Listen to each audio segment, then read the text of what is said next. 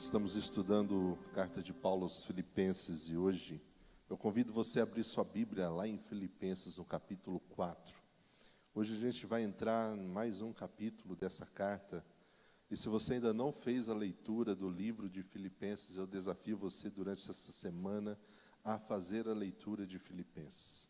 A Bíblia ela está depois de Efésios, você vai encontrar Filipenses.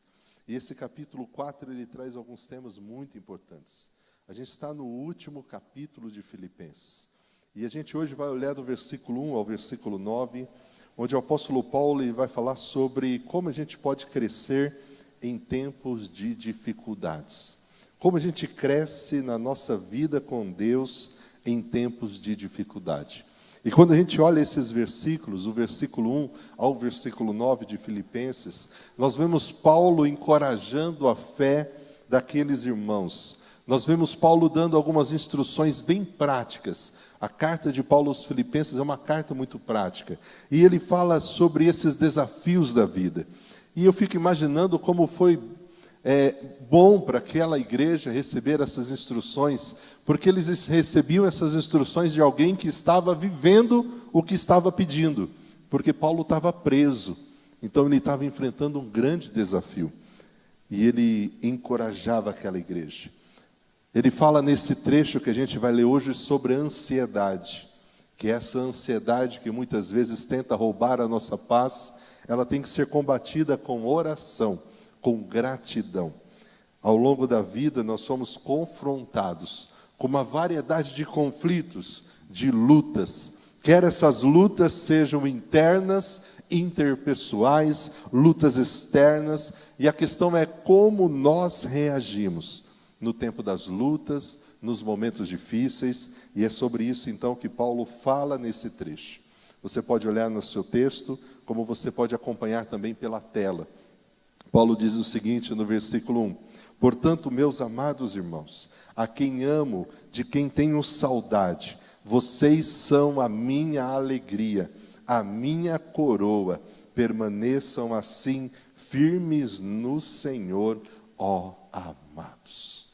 A gente olha essa expressão de Paulo, fazendo essa apresentação, escrevendo de forma tão pessoal, amorosa aquela igreja, nós vemos Paulo se dirigindo e usando, em outras traduções, tem a expressão meus amados, meus irmãos, meus queridos irmãos. Depende da tradução que você usa, você vai ver esse jeito carinhoso que Paulo usa ao se referir àqueles irmãos. Vocês são a minha alegria, a minha coroa. Paulo, então, demonstrando o seu afeto, demonstrando a sua estima àquela igreja, ele pede uma coisa: permaneçam firmes no Senhor. Permaneçam firmes diante do Senhor. O que a gente vê aqui é a mesma coisa que Deus faz conosco. Ele mostra o amor dele por nós, ele mostra o quanto nós somos amados, queridos, especiais, mas ele sempre nos encoraja a permanecer firme. Portanto, não sei como você está, como você entrou aqui nessa tarde, mas eu creio que essa palavra hoje é para mim e para você. Permaneçam firmes no Senhor. Talvez a gente permanece firme olhando para tantas coisas que a gente não deveria, e a gente muitas vezes é constante em olhar essas dificuldades, essas lutas. Paulo está dizendo: permaneçam firmes no Senhor. E essa carta de Paulo aos Filipenses, ele fala muito, a gente viu isso nas outras mensagens, de que nós devemos nos alegrar no Senhor. Então os olhos de Paulo, mesmo preso, estavam no Senhor. Permaneçam firmes no Senhor. E ele continua: eu peço a Evódia, a Sintique, que tenham o mesmo entendimento no Senhor.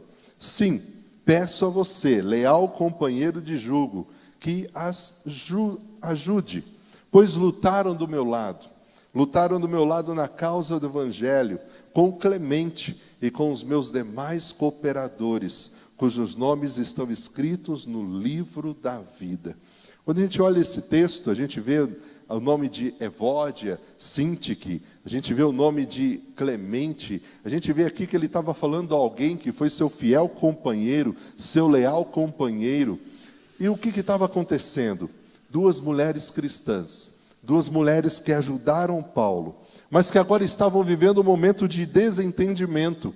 E Paulo encoraja elas a permanecerem na fé de Jesus, a permanecerem unidas. Paulo aqui está mostrando, junto com esse conselho, a Clemente, aos demais cooperadores, e ele registra todos esses nomes para mostrar que nós precisamos uns dos outros, não tem como caminhar sozinho, não tem como viver com Deus diante das dificuldades e dos desafios da vida sozinhos. É por isso que nós vemos nessa carta, Paulo falando de tantas pessoas que eram queridas, que foram importantes na vida da igreja e na vida dele. Portanto, ele fala, essas mulheres lutaram ao meu lado no Evangelho. Os demais foram cooperadores comigo. Portanto, Paulo nos fala da importância de buscar a unidade, de estarmos juntos, mesmo quando nós discordamos uns dos outros. Não vai ser sempre que a gente vai concordar com tudo. Nós somos uma igreja composta por pessoas. E são as pessoas compostas dessa igreja perfeitas? Nós não somos perfeitos. Cada um tem o seu gosto, tem o seu estilo, tem a sua criação, tem a sua cultura. E nós estamos juntos numa unidade que é a unidade de Cristo.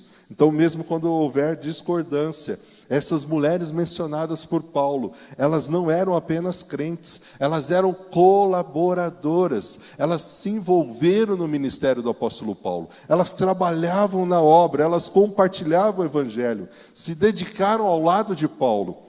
Portanto, o evangelho, a vida com Deus, não é uma missão individual, nós precisamos uns dos outros. É por isso que a gente divulga tantas atividades, homens, mulheres, os pequenos grupos, melhor idade, porque a gente precisa de grupos para estarmos juntos. Ontem nós tivemos um tempo muito abençoado com a melhor idade, um sarau, com muitas músicas, que tempo especial.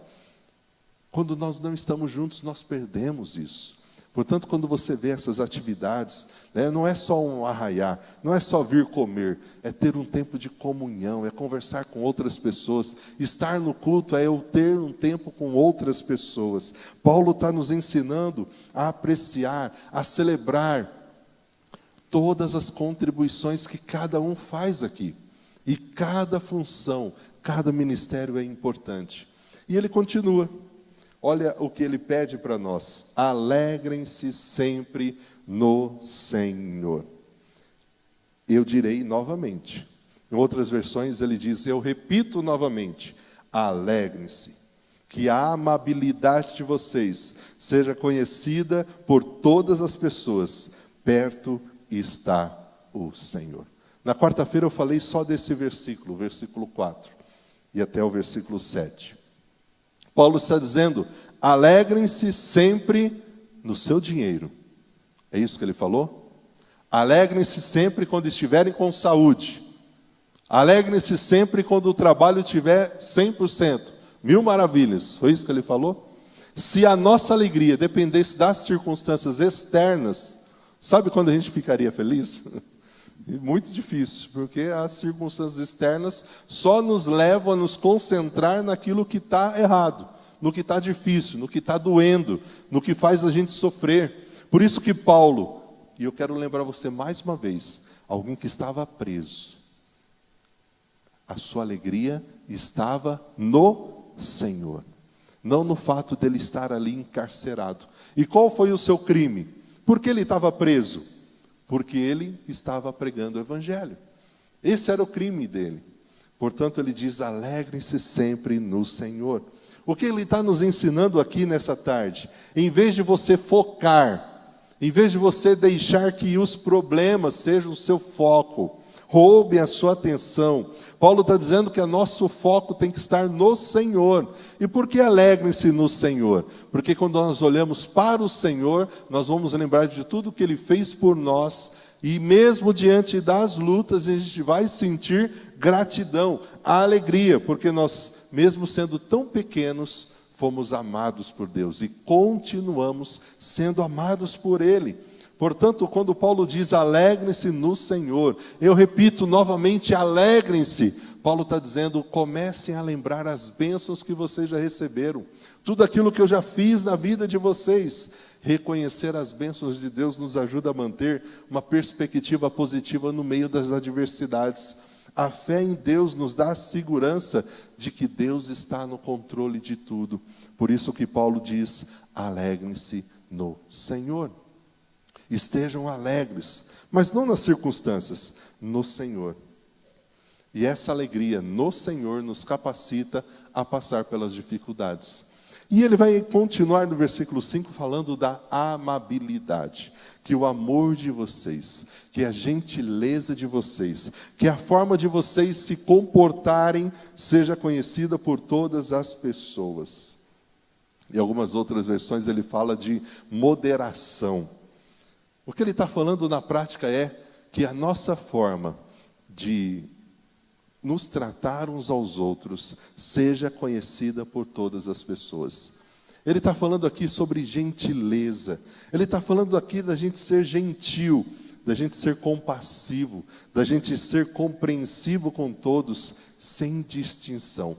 É o que ele está falando. E é por isso que ele fala: demonstre essa amabilidade, demonstre essa gentileza, demonstre isso a todos, sem distinção. E aí vem um texto muito interessante. Ele diz o seguinte: eu sei que isso não é para você hoje, mas talvez você conheça alguém que anda muito ansioso, preocupado demais com algumas coisas, que deixa de viver o hoje porque está preocupado com o amanhã.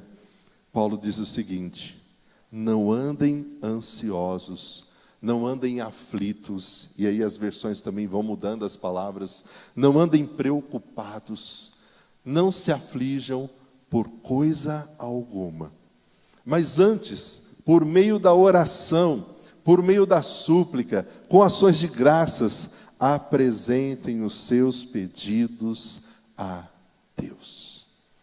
Não andem ansiosos, não andem preocupados, não andem perturbados, aflitos por coisa alguma. É fácil colocar isso em prática? No dia a dia?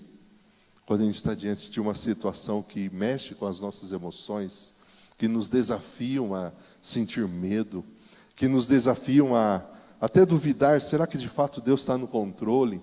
E a gente tenta nós dar um jeitinho, porque na prática a gente não está achando que Deus está sabendo o que Ele está fazendo.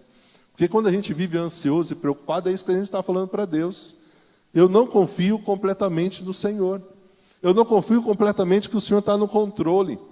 E eu fico imaginando este homem, não sabia se ia sair ou não da prisão, se ia poder rever ou não aqueles irmãos novamente, se poderia continuar pregando o evangelho livremente, ali preso, dizendo àquela igreja: não fiquem ansiosos, não se preocupem por coisa alguma. E sabe o que é o mais lindo? Quando a gente olha essa palavra, ansioso, aflição, angustiado, depende da tradução que você usa, a palavra grega original para essa preocupação, para essa ansiedade, é estar dividido, estar ansioso, é estrangular. Paulo está dizendo o seguinte: não fique dividido, não fique de um lado para o outro, não permita que essas preocupações te estrangulem ao ponto de você deixar de ter forças para viver o hoje. Paulo reconhece que a vida é cheia de desafios, é cheia de incertezas. Ele mesmo estava vivendo isso na pele. Mas ele nos convida a não nos deixar ser dominados pela ansiedade. Sentir a ansiedade é algo que a gente não consegue impedir. Ser dominado por ela, nós conseguimos. É como nos pensamentos, que logo logo a gente vai aprender. Ter momentos em que a gente vai ser desafiado a ficar com medo, não tem como a gente fugir disso. O que a gente não pode é ser dominado pelo medo, dominado pela ansiedade. Então, pastor, como eu venço isso na prática? Eu vou trocar a ansiedade, a preocupação, a aflição por oração. Oração. Se eu consigo focar ao ponto de me preocupar com o assunto, é porque eu também consigo mudar esse foco e colocar o meu foco em Deus que cuida de todas as coisas. Basta eu mudar onde eu estou olhando. E ele fala o quê? Antes, vocês têm que fazer o quê? Orem, supliquem, façam tudo isso com ações de graças. Apresentem suas preocupações, os seus pedidos a Deus.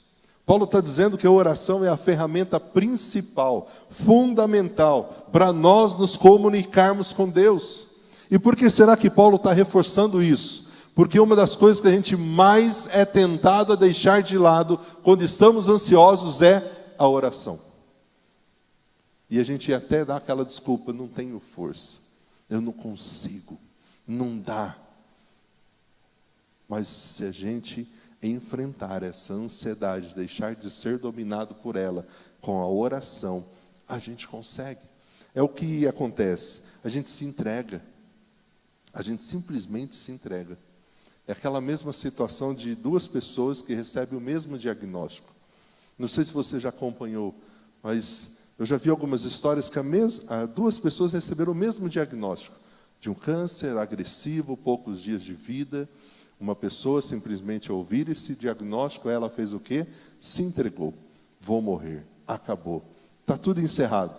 E não sai mais da cama, não tem motivação nenhuma para continuar vivendo, mesmo aqueles últimos dias. A outra, mesmo diante desse diagnóstico, ela faz o quê? Ela tem aquela notícia como a oportunidade de ela viver o melhor que ela pode nesses últimos dias. Então, cada dia é um único para que ela aproveite, para que ela curta a família, para que ela faça aquilo que talvez até ela não fez durante a vida. Então, a mesma notícia para duas pessoas com atitudes diferentes. Assim é com relação à ansiedade. Algumas pessoas, diante da ansiedade, elas se entregam. Outras usam a ansiedade como oportunidade de: já que eu estou me sentindo preocupado, ansioso, eu preciso colocar isso diante de Deus. Eu vou orar, eu vou buscar a Deus, eu vou cantar, eu vou buscar recursos para que eu não fique ansioso. A oração é esse recurso. Através da oração, a gente expressa a Deus as nossas necessidades, os nossos desejos, os nossos agradecimentos. Quando ele fala de súplica, a súplica é uma oração mais intensa, mais fervorosa. A súplica talvez vai ser aquela oração que você não vai fazer ela em palavras, mas em lágrimas, chorando. E Deus conhece o seu coração, Deus sabe como você está, e Ele pode te ajudar. Por isso Ele diz: ore, apresente os seus pedidos a Deus. Mas Ele é tão maravilhoso que Ele não só fala, ora pelos seus pedidos, ora pelas suas ansiedades. Ele fala, façam isso com ações de graça. Ore agradecendo pelo que Ele já deu. Porque outra coisa que a gente vive no momento da ansiedade, a gente esquece tudo o que Deus já fez. É como se Deus não tivesse feito nada por nós. E tudo o que a gente está vivendo agora é muito grave. Então, a gente esquece do que Deus já fez, do que Deus pode fazer e do que Deus pode fazer através dessa dificuldade. Portanto, orem, apresente os seus pedidos a Deus. Pastor, o que eu recebo? O que eu recebo quando eu oro? Quando eu busco? Quando eu faço isso? Olha esse versículo 7. Quando eu troco a preocupação por oração, eu recebo de Deus a paz. A paz de Deus, que excede todo entendimento, vai guardar o coração de vocês, vai guardar o pensamento de vocês em Cristo Jesus. E quando a gente está ansioso, a primeira coisa que a gente perde é a paz. E uma das coisas mais atacadas no momento da ansiedade são os nossos pensamentos. Por isso ele fala que essa paz vai guardar nossa mente, nosso entendimento e o nosso coração.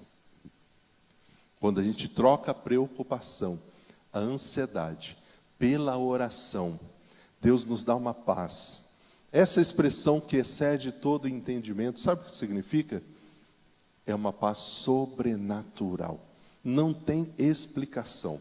e não importa o que eu esteja passando no meu exterior, eu recebo uma paz interior que é inexplicável.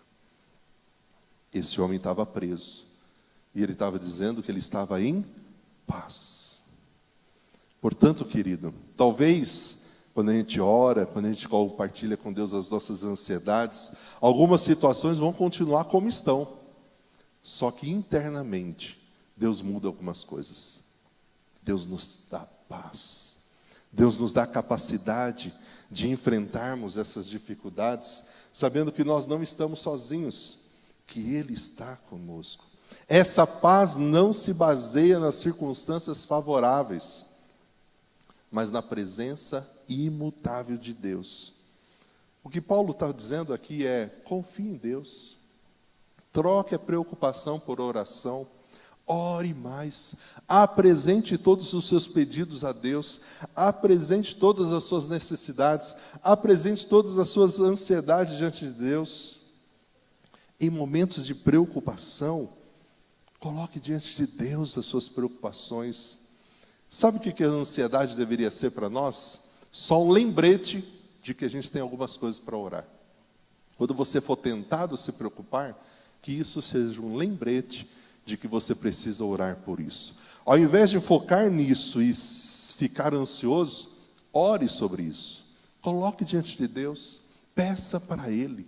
Em alguns momentos isso vai ser muito difícil, mas faça isso, porque quando a gente faz isso, Ele nos dá essa paz que excede todo o entendimento, que vai guardar o nosso coração. E eu gosto dessa palavra, guardará o coração. Paulo estava bem guardado, bem protegido naquela cela. E quando ele fala que essa paz ela guardará, esse guardar no grego significa proteger, defender, manter em segurança. Paulo está dizendo, essa paz que Deus vai dar para vocês é como um escudo, e vocês estarão protegidos da ansiedade, protegidos da preocupação, porque Deus vai dar essa paz. Eu já tive o privilégio de conversar com pessoas que o externo estava um caos, mas internamente aquela pessoa estava em paz. Paz com Deus, paz mesmo diante das tragédias, das lutas. É por isso que é uma paz que excede o entendimento, não tem explicação. Essa paz de Deus é um escudo contra as preocupações, contra as ansiedades. Mas aí tem mais uma coisa que a gente precisa fazer. Talvez essa ansiedade está gerando em nós esse desejo de não orar, e a gente acha que é difícil orar, porque a gente não consegue controlar o que a gente está pensando. E à noite eu vou falar sobre isso, sobre essa questão dos pensamentos. E Paulo fala o seguinte: irmãos, para concluir, finalmente, resumindo tudo o que eu falei, pensem em tudo o que for verdadeiro, em tudo o que for digno de respeito, em tudo o que for justo, em tudo o que for puro. Na minha outra versão diz, tudo o que for verdadeiro, tudo o que for nobre, tudo o que for puro, tudo o que for amável, tudo o que for digno de louvor, pensem nessas coisas. Há algo de boa fama? Há alguma virtude? Há algo de louvor? Pense nessas coisas. Não tem como passar em paz com Deus diante das dificuldades se a gente não controla os nossos pensamentos.